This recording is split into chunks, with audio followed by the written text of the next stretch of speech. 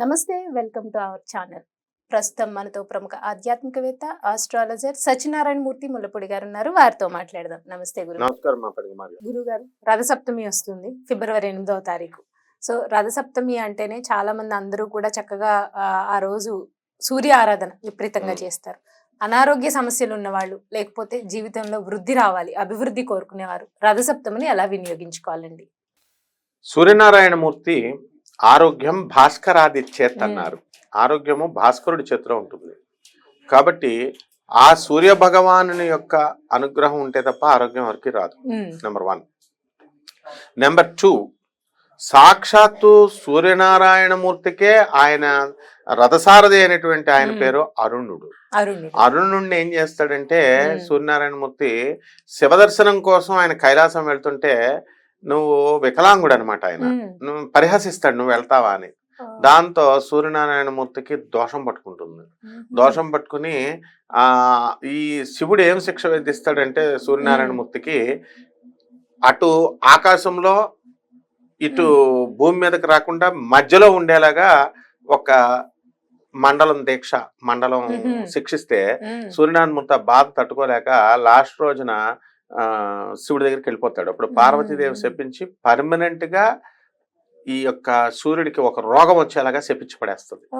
శపించేస్తే అప్పుడు ఆయన ఆ రోగాన్ని అరుణ సూక్తంతో, అంటే రుద్రస్వరూపమే శ్రీమన్నారాయణమూర్తి యొక్క రైట్ ఐ సూర్యుడు, లెఫ్ట్ ఐ చంద్రుడు అనమాట.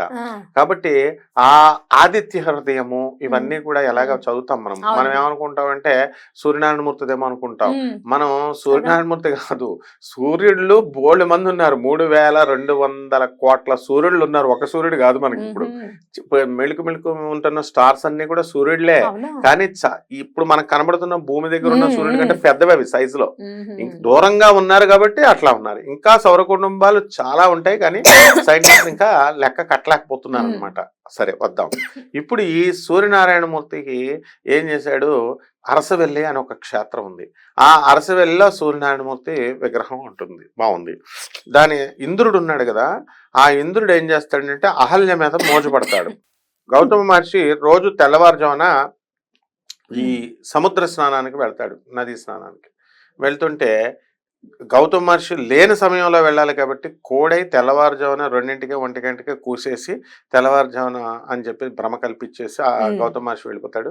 ఇంద్రుడేమో ఈ అహల్యతో పొందుకోరుతాడు. సరే ఈ ఏదో అక్కడికి వెళ్ళిన తర్వాత ఇంకా చీకటి పడలేదు అని చెప్పేసి తెల్లవారలేదని గౌతమ మహర్షి వచ్చేసి అహల్యని శపిచ్చేస్తాడు. సరే బాగుంది. ఇంద్రుడిని ఏమని శపిస్తాడు తెలుసా, సహస్ర యోనులు నీ శరీరం నిండా వచ్చేగాక అంటాడు. అక్కడ ఉన్నది బాగుండదని, అసహ్యంగా ఉంటుందని సహస్ర నయనాలుగా మారుస్తాడు. ప్రాధాయపడతాడు ఇంద్రుడు గౌతమ మహర్షిని. ఆ సహస్ర యోనులు అంటే ఇలా చూసుకోగానే సహస్ర యోనులు కనబడతాయి. దేనికోసం వచ్చావో నువ్వు ఆ యోనులు వచ్చేగాక నీకు అని పెడతాడు. అసలే దేవతల నాయకుడు ఆయన. మిగతా దేవతలు ఎవరు రెస్పెక్ట్ ఎవరని కాళ్ళ మీద పడితే ఓకే నీకు మాత్రమే కనబడతాయి, సహస్ర యోనులుగా నీకు మాత్రం కనబడతాయి, బయట వాళ్ళకి కనబడవు అని చెప్పి కవులు ఏం చేశారంటే సహస్ర యోనులు కాకుండా సహస్ర నయనాలుగా, అందుకే సహస్ర నయనుడు అంటే ఇంద్రుడు అని అర్థం. ఇది పోగొట్టుకోవడం కోసం ఇంద్రుడు ఏం చేస్తాడంటే సూర్యనారాయణమూర్తి పూజ చేస్తే పోతుందంటే అప్పుడు ఇక్కడికి వస్తాడు అరసవెల్లి. అరసవెల్లి వచ్చి తన వజ్రాయుధంతో అక్కడ ఇలా కొడతాడు ఆ కోనేరు దగ్గర. అప్పుడు నీరు పుడుతుంది. ఆ నీటిలో స్నానం చేస్తే అది పోయింది. అందువలన ఎవరైతే చర్మ వ్యాధులు, లెప్రసీ, ఈ యొక్క వ్యాధులు, బొల్లి ఇలాంటి వ్యాధులు ఎవరైతే ఉన్నారో అటువంటి వాళ్ళంతా కూడా ఆ కోనేరులో నమ్మకంతో చేయాలి. చేసినప్పుడు స్నానం చేసినప్పుడు తప్పకుండా పోతుంది. ఇక శ్రీకాకుళం జిల్లాలో మా పెదనాన్నగారు అస్తమానం వెళ్తాం. అయితే అక్కడ ఏం జరిగిందంటే అక్కడ విచిత్రం ఏంటంటే ఫాల్గుణ మాసంలో వచ్చేటటువంటి ఈ యొక్క రథసప్తమి, మాఘమాసంలో వచ్చేటటువంటి ఈ యొక్క రథసప్తమి, అక్కడ ఆ కిరణాలు ఆ గుడి తెరవగానే ఫస్ట్ కిరణాలు సూర్యకిరణాలు ఆయన పాదాల మీద పడుతుంది. ఇది విచిత్రం. అందువలన సూర్యనారాయణమూర్తి జగద్గురు అయినటువంటి ఆదిశంకరాచార్యుల వారు పంచాయతనం అని పెట్టారు. అందులో సూర్యుడు ఒకళ్ళు, తర్వాత శక్తిని పూజించేవాళ్ళు శాక్తేయం, శివుని పూజ చేసేవాళ్ళు శైవులు, విష్ణువుని పూజ చేసేవాళ్ళు వైష్ణవులు, అండ్ ఆఖరిగా గణాపత్యులు అని పెట్టారు. తర్వాత షణ్మత స్థాపన చేశారు, సుబ్రహ్మణ్యేశ్వర స్వామిని కూడా కలిపారు. ఈ 6 మతాలు. అందులో సౌరోపాసన చాలా ముఖ్యమైనది. ఇందులో ఎవరికైతే ఆరోగ్యం బాగుండలేదో అటువంటి వాళ్ళందరికీ కూడా రెమెడీస్ కొన్ని ఉంటాయి, పరిహారాలు. అవి ఏం చేయాలంటే తెల్ల జిల్లేడు పువ్వులను తీసుకోవాలి. తెల్ల జిల్లేడు పువ్వులను తీసుకొని మనము ఈ సూర్యనారాయణమూర్తికి మనం చాలా ఇష్టం తెల్ల జిల్లేడు చెట్టు, దానికి రోజు నీళ్లు పోయాల. ఇంట్లో కూడా పెంచుకోవచ్చు తెల్ల జిల్లేడు చెట్టుని. ఆ తర్వాత వాళ్ళు నీళ్లు పోయకుండా చేసే ప్రదక్షిణాలు పనికిరావు. నీళ్లు చేయకుండా పువ్వులే పోయకూడదు. ఆ పువ్వులు కోసుకొని పరమేశ్వరుడి పైన శివలింగం పైన ఓం నమ శివాయ అంటూ ఆంజనేయ స్వామి వారి దగ్గర కానీ, శివుడి మెడలో కానీ, శివుడి శివలింగం పైన కానీ ఒకటి పెట్టాలి. సోమవారము, ఆదివారం రోజు కుదిరితే రోజు, లేకపోతే ఆదివారం నాడు కంపల్సరీ పెట్టాలి. రెండవది ఈ తెల్ల జిల్లేడు వేరుతో తయారు చేసినటువంటి వినాయకుడి విగ్రహాలు బయట మార్కెట్లో దొరుకుతాయి. అది ఆ చెట్టు వేరుని తెచ్చుకొని షోడశ నామాలతో మనము ఓం గణేశాయ నమః అనే మంత్రంతో చక్కగా వీళ్ళు ఆరాధన చేయాలి ప్రతిరోజు కూడా.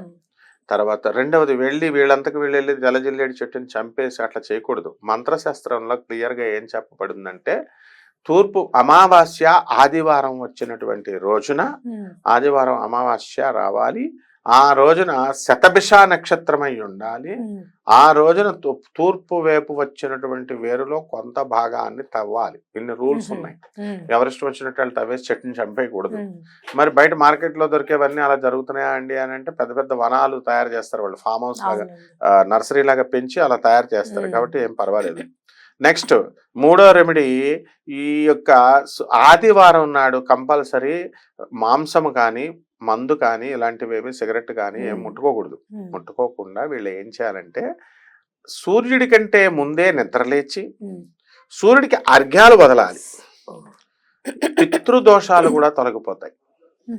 అర్ఘ్యాలు వదలడం వదిలే విధానం ఎలాగో చెప్పండి ఒకసారి. ఏం లేదు, దోషట్లో నీళ్లు తీసుకోవాలా.